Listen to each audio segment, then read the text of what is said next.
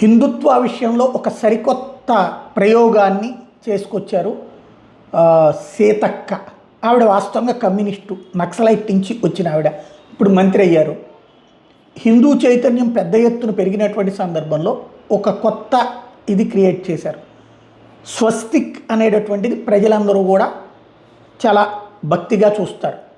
ఆ స్వస్తిక్ని రివర్స్ స్వస్తిక్గా వేశారు.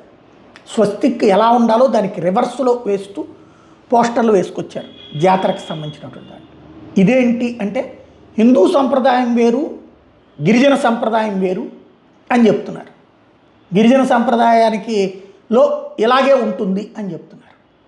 మరి ఎన్నేళ్ళు లేనిది ఇవాళ ఎందుకు వచ్చింది? ఇంకోటి, ఈవిడికి సంప్రదాయం గురించి ఎంతవరకు అవగాహన ఉంది?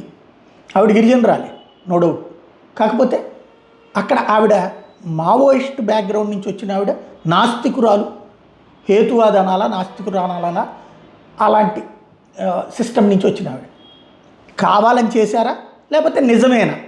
ఇది గిరిజన సంఘాలు చెప్పాల్సినటువంటి అంశం.